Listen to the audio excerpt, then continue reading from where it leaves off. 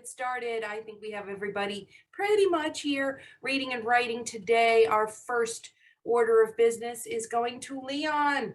Leon, would you help me with my promise? Yes. Be participated, be respectful, on time, microphone muted, full name in chat, stay seated, eyes on me. That's right. Thank you so much. And you don't have to do it in the chat. You can put it in your Zoom window. And you don't even have to have your full name any longer. Just your first name. I know who you are. Ha! I know who you are. Pretty much. Anyway, weekly spotlights. Let's remember our friends that deserve a shout out. Miss Emmy for being an awesome Zoom promise keeper. Tomorrow she gets to choose a game for us to play together after all the lessons are done. Ruby, oops, hey, go back, Miss Cruz. Ruby for amazingly detailed responses. She is not a one-word, one-sentence kind of student. She explains herself. She follows up with a second sentence that explains it a little more. Yeah, a little more detail. And Ben and Almo for working hard. Man, I try to keep up with all their great work, and I'm trying to grade as fast as I can because they keep it coming. They keep working. So I'm loving it. All right, loves. So let's move on. Oh, back to Leon. What is today? Today is Wednesday, October 2022 and 26. So Today say it like is today's Wednesday. Wednesday, October 26th. Yeah, October 26th, 2022. 2022. Awesome. I usually save the year for the last part. All right, loves. Thank you, Leon. You rock. One more day for Mr. Leon to be our teacher helper. And let's see. Oh, also, we remember that Almo is going to be a teacher for a day. So I have to create a nice lesson for him so he can be me, be a better me. All right, so he's going to be a teacher one day coming up soon. Happy birthday shout outs once again to Fayruza and Isabella. And what are we doing today? Today, I will interpret idioms. Thanks, Ben. Stop. I will interpret idioms in different genres so I can identify and explain different types of figurative language in our texts. I know I have it when I can identify and understand idioms. What a strange word, idioms, in text, and then include them in our writing. Oh, this is like the third figurative language we're learning about, but this is an important one. Identify and explain similes, idioms, alliteration, metaphors, all that good stuff is part of our goal, our learning target, our learning objectives for today. And by the way, next steps. I've noticed that we could probably use a little more practice in learning how to retell and, better yet, summarize what we read. Now, summarizing is going to be a very big, important skill for you for the rest of your years. So we need to make sure that you know how to summarize a text as well as retell it. It's kind of different. All right, let's go. Let's go. What is figurative language? We've been working on that. We did a great lesson on metaphors and similes, and then we did a lesson on alliteration. Remember how you could use the same letter, the first letter, the beginning sound, and make a funny saying? Yeah? All right, well, guess what? We have a new one. This is called idioms, and it makes the text or writing more interesting. It's a common phrase, a common set of words that doesn't mean what it says.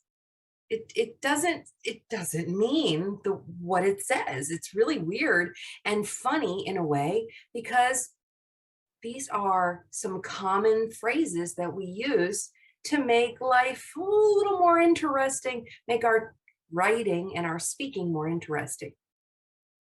And what do I mean when I say they don't really mean what they say? Well, if I walked up to you and said, ooh, let's see, here's some common ones. I have butterflies in my stomach.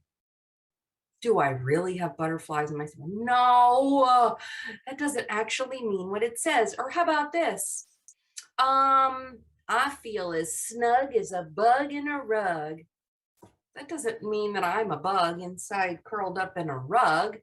So idioms are similar to metaphors and similes because they compare an activity or an action or someone to something else we might picture in our heads. So here's some more interesting ones. Cat got your tongue? Cat got your tongue? Have you ever heard that? Someone doesn't want to speak. Maybe they're shy. They can't think of an answer. Someone might say, does the cat have your tongue? It doesn't mean the cat took your tongue. It just means you're not able to talk. How about go the extra mile? Has anyone ever heard that one before? These are some that we might have heard in our lives. Maybe they were made up a long time ago. Your great grandparents made it up. Or someone made it up a long time ago. Go the extra mile doesn't mean get in your car, start walking and do another mile. It means, are you working hard enough? Let's work harder. Okay. How about go down in flames? Doesn't mean you're falling out of the sky in flames. If I said, oh, we put this project together, this science project, and it just went down in flames, that means it didn't do well, kind of failed. And how about once in a blue moon? Raise your hand if you've ever heard that. Once in a blue moon. It means only sometimes. Once in a while, rarely, almost never happens. All right. So Mrs. Cruz might win the lottery once in a blue moon. Is not often. Okay, guys. And how do authors use this? Well, you're an author, and it's kind of hard to make up a new one. So I kind of use ones that have been around for many years, like this, piece of cake. And notice that the author wrote that in big, bold letters. That's the idiom they used. It says, okay, Grandma says, I'll spin you around blindfolded 20 times. Whoever falls first loses. Piece of cake, says Etta. What do you think piece of cake means? It doesn't mean they're going to go eat cake. What does it mean? Let's try. I see a hand from Addie first. Addie, what do you think when Etta says piece of cake? It means it's easy. That's right, like easy peasy lemon squeezy. I'm not going to go make lemonade. It's a phrase, a saying. Piece of cake means, instead of saying, that is so easy, grandmother, which is boring, they're going to use an idiom that compares it. Same thing. It's a piece of cake. Piece of cake is an idiom where you're comparing the spinning contest to something that's easy. What could be easier than eating a piece of cake? It's pretty easy. That is an example of a common idiom. Guys, let's practice on our Nearpod. Okay, I'll put it in the chat. Yeah, look at that. Have you ever felt like that? Couch potato is an idiom, a phrase. It compares somebody who is not moving, maybe a little lazy, to an object that doesn't move. How about when pigs fly? How about it's raining cats and dogs? They're not really coming out of the sky, but that means it's coming down very hard. Okay, I would not want to get in the head by a cat or a dog. Learning objectives. We already know we're going to define, identify, and explain the meaning of common idioms. An idiom is a non-literal phrase. Literal means exactly what it says. Like if I said, I am so busy today. But what if I used an idiom instead? I'm running around like my hair is on fire. Does that mean the same thing? Give me a thumbs up if that means the same as being busy. Yeah, if you're running around crazy with your hair on fire, it means you are overwhelmed. You are so busy. But it's a more interesting way of saying that than just telling, I am so busy today. Right? So it's making the language more colorful, more fun, okay, more interesting. It's figurative. It doesn't mean exactly what it says, but it compares so that you have an idea of kind of a picture in your head of what the author truly means. I like that. It makes it more colorful. Have you guys written something to make Mrs. Cruz laugh yet? I'm waiting for you guys to make me laugh, especially when you write your stories. But if you were to make me laugh by using an idiom, I think that would be great. So let's say that Alma was writing a story about, I don't know, his birthday party, and his mom was busy getting ready and putting all of the decorations up, and she was running around like her hair was on fire. I would burst out laughing. I think that was hilarious because instead of saying she is so busy, he's using an idiom to describe. So, you guys ready? This is a short video, probably won't watch the whole thing, talking about idioms so we learn a little bit more about what they are as part of figurative language. Hi, welcome to our video about idioms. The funny word. Our first idiom is cost an arm and a leg. Now, contrary to what our friend over here is thinking, it doesn't actually mean something is going to cost an arm and a leg. It simply refers to something very expensive. Now I'm going to repeat the meaning again. Its meaning is something very expensive. An example would be the necklace costs an arm and a leg. Okay, so it says the necklace costs an arm and a leg. What does that mean? A, the necklace is rare. You can't buy it anywhere. B, the buyer has to give up their arm and their leg. Or C, the necklace is very expensive. You know, I said this recently when I put the roof on my house last year, or no, earlier this year. I looked at the bill for the new roof and said, oh my goodness, this is costing me an arm, a leg, and a what?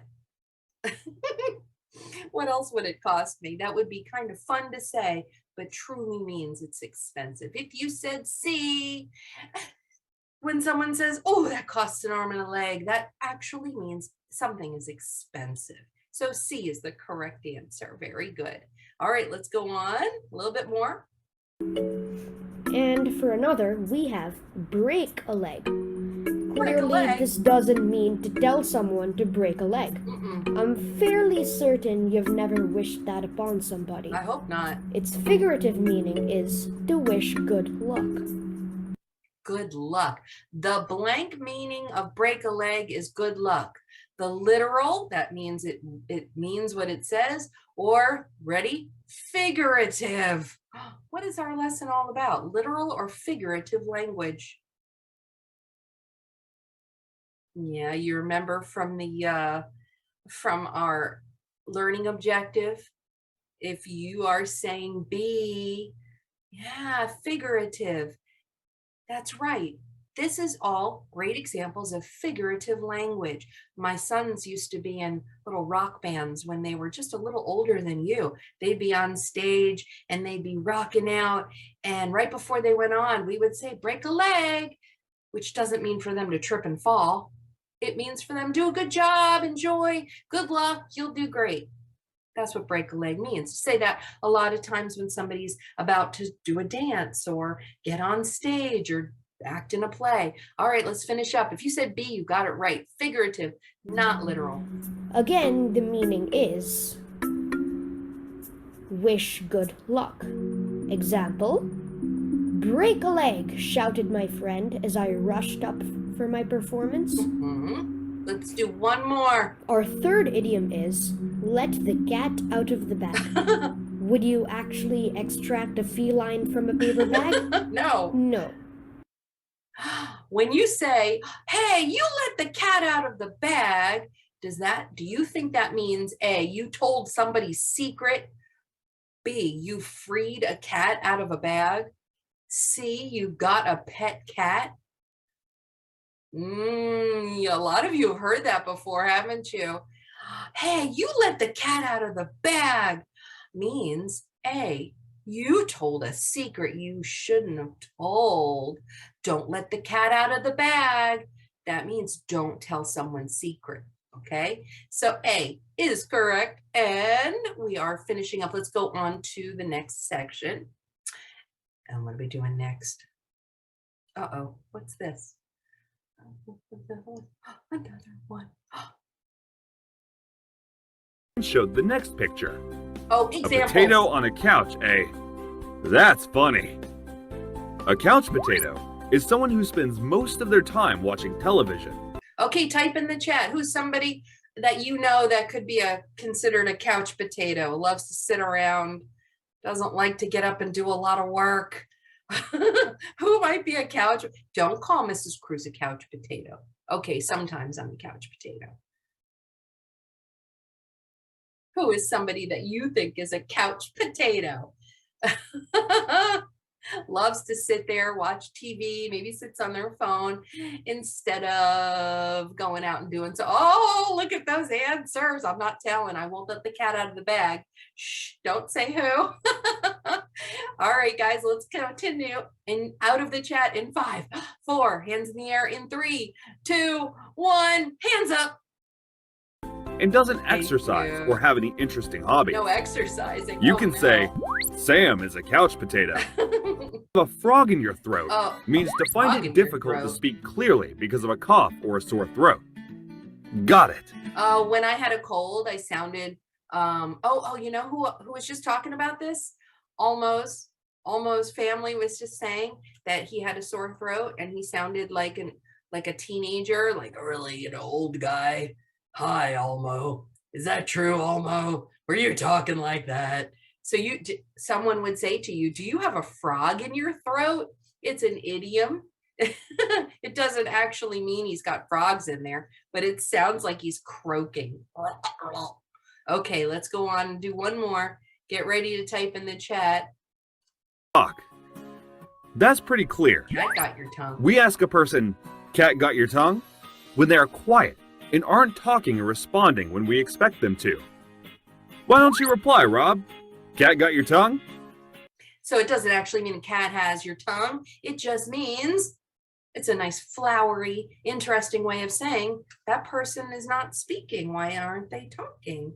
Okay, so think of a time when the cat got your tongue, when you were shy, when you couldn't think of an answer. Oh no, remember the first day of school? Maybe that was a good time. Maybe when your parents were introducing you to a new person and you got all shy. Think of a time when you weren't comfortable speaking. So the cat got your tongue.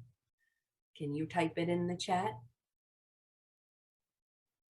Oh, I remember when I was a little girl, I had to do like a speech and they handed me the microphone and I got all nervous and I couldn't say it. And I got so shy, I could hardly talk. And I handed the microphone to someone else. And my mom said, oh, the cat got your tongue, didn't they? I said, yeah, I was too nervous. My cat scratched me. Oh, I think that's literal.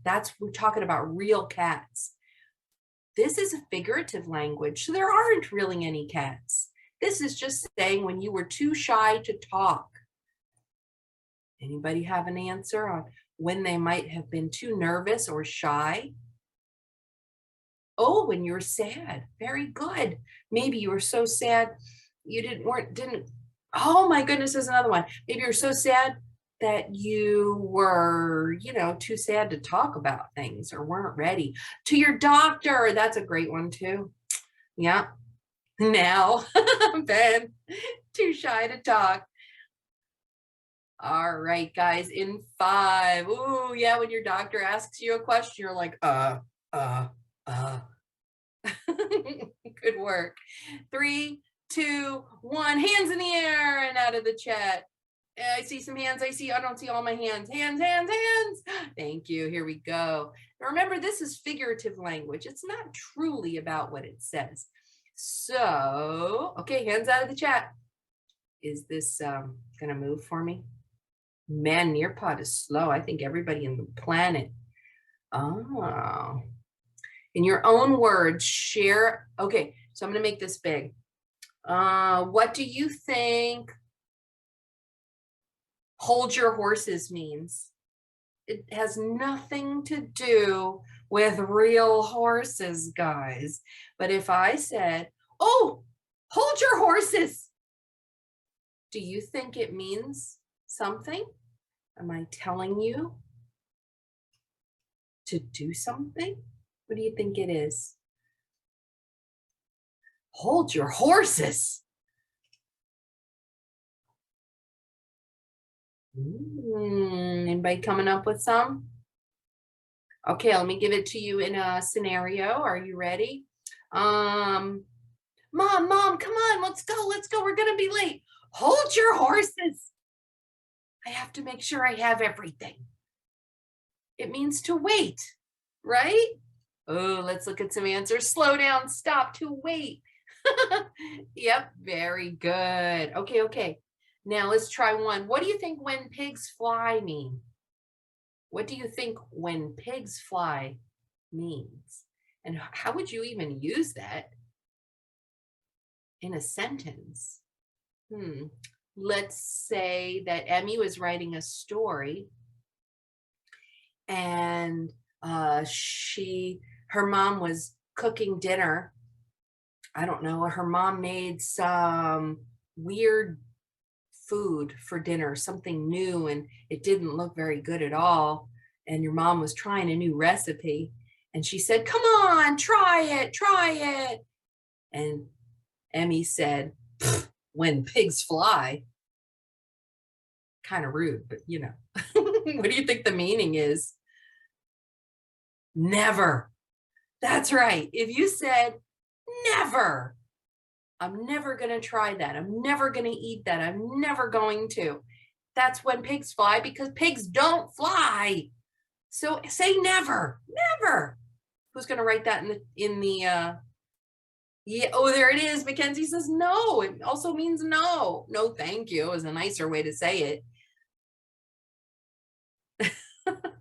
Never. Kind of like the green eggs and ham. Do you remember when Addie read that? And he was like, I do not like green eggs and ham. I will not eat them. I'm Sam I am, right? So he kept saying never or no, which is like, I'm not going to eat that. I'm not going to eat it. I'm not going to do it. When are you going to eat it? When pigs fly? Never. All right, guys, let's finish up. We're almost done. Oh my goodness. Idioms are used to paint a picture, not a real picture. It's not using paint, it's using words. Like you're painting with words. When an author uses an idiom, it can help the reader understand in greater detail what the author is trying to say. Idioms are found in every language, but can we talk about that for a second? Imagine that somebody from another country came over to our country and you said, it's as easy as pie, or no, wait, what was that other one? Piece of cake. If you said piece of cake to them, would they think you're talking about real cake? Would they understand the English language enough to know that you're not actually talking about eating cake? Isn't it kind of difficult for people from other countries to understand what you're really saying? Because maybe they think it is a literal meaning. Piece of cake? You want me to eat cake? What if you said to them, oh, no, you just have to take this street and then turn right and then go past those 3 buildings, make a left. It's a piece of cake. What do you mean it's a piece of cake? I don't want cake. I want to get to my place. They may not understand. So it's interesting how they have to understand that maybe there's context behind it. Maybe there's something more to the meaning. It's not literal, it's figurative. You're comparing. So guys, let's do this. The best thing since sliced bread. These are common idioms. When I say the best thing since sliced bread, do you think it means, I completely agree, it's a really, really good thing, or he cannot decide what to do? That Mario game is the best thing since sliced bread. How about see eye to eye? See eye to eye. I keep thinking, wait, we're not talking about eyes here. We're not talking about being the right height. We're talking about when you say something and I say the same thing, do we completely agree? Or we can't decide what to do? Or we're talking about a really, really good thing? And how about this last one? He is on the fence. That's weird. Nobody's sitting on a fence. But what does it truly mean when we say, oh, I don't know whether to do this science experiment or this one. I'm on the fence. Is that completely agree, can't decide, or a really good thing? All right, let's look and see how we did. Very good, very good. So to see the pairs, the best thing since sliced bread is, it's a really, really good thing. Guys, in the chat, type something that's a really, really good thing. It's the best thing since sliced bread. Wow, imagine many years ago when they first started slicing bread, it must have been a great thing. What's something else that is a really great thing that someone invented or has made? Here come the chats. It's your sister's the best thing since sliced bread. You must love your sister. What else is a great thing since sliced bread? How about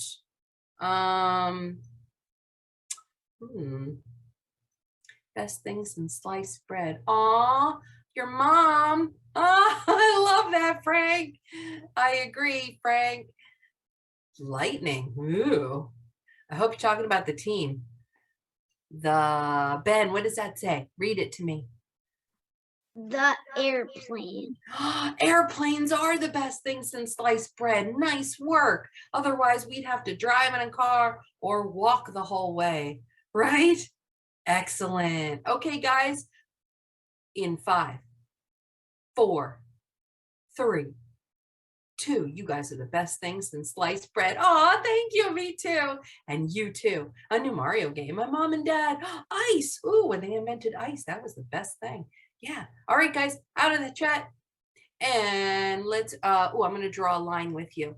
Read each event, read each idiom. Which idiom would you use for each event? A friend is in a play. They're getting up on stage. What do we tell them for good luck?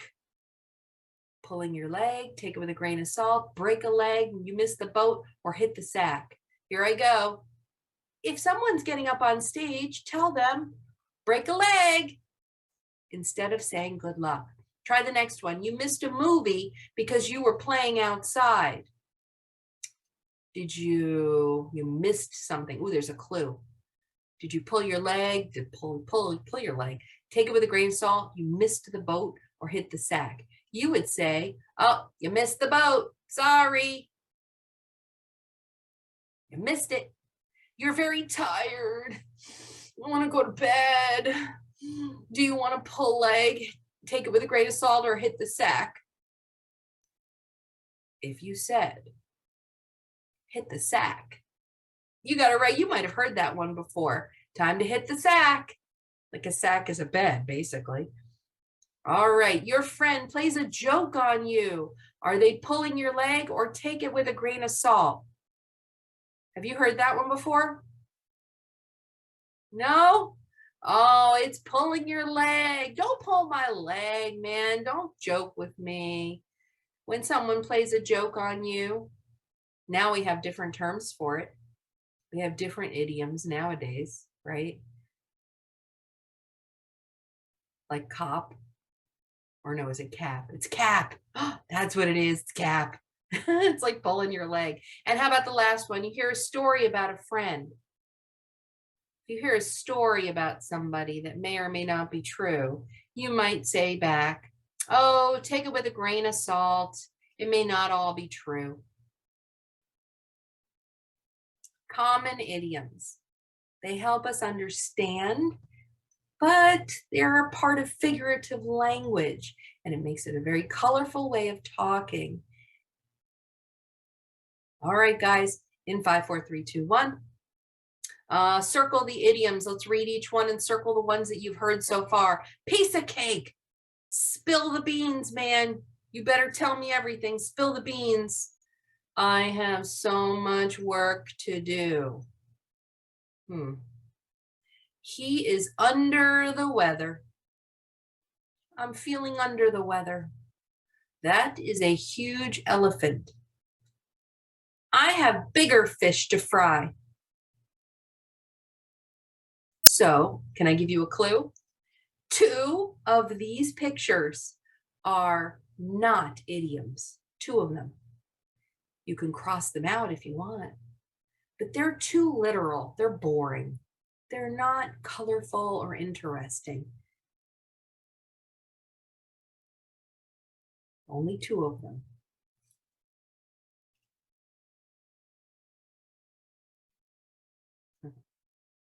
All right, guys, so let's see your answers.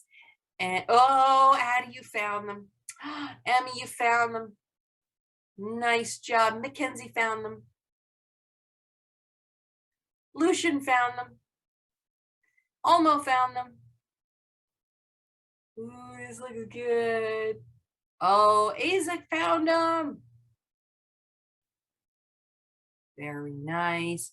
Okay, so can I give you the answer? Everybody look at my screen. This one's too boring. There's no idiom there. There's nothing interesting. I have so much work to do. Is a very literal statement. There's nothing there that's colorful or interesting. Here's another one that's not an idiom. That is a huge elephant.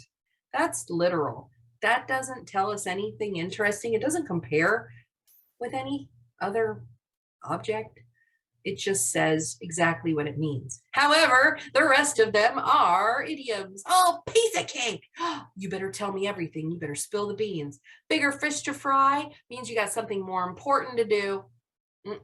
I can't do that right now. I've got bigger fish to fry. Under the weather, somebody who's not feeling good. They're sick. Okay, now finish up, Miss Cruz. I think we're about done. I'm going to skip this part. So here's a quick quiz. When we are, let me try to set this up because it makes it easier for me to say this. Figurative means actual or exact, or literal means actual or exact. So if I'm saying a sentence that's boring and means exactly what it says, is that A, figurative, or B, literal? Boring, exactly what it says. Okay, we'll try the next one. Idioms are a type of what language? Figurative or literal? Idioms are a type of what language? Figurative or literal? Think back to our learning objective. Okay, and the last one. True or false? Idioms are used to create a picture in the reader's mind. True or false?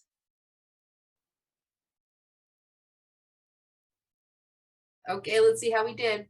Ooh, look at those answers. I see a lot of green. And if you don't get them all green, don't worry about it. You're learning about this. This is a good time to practice. Let's go back and give you the answers. The first one is literal. Means exactly what it says.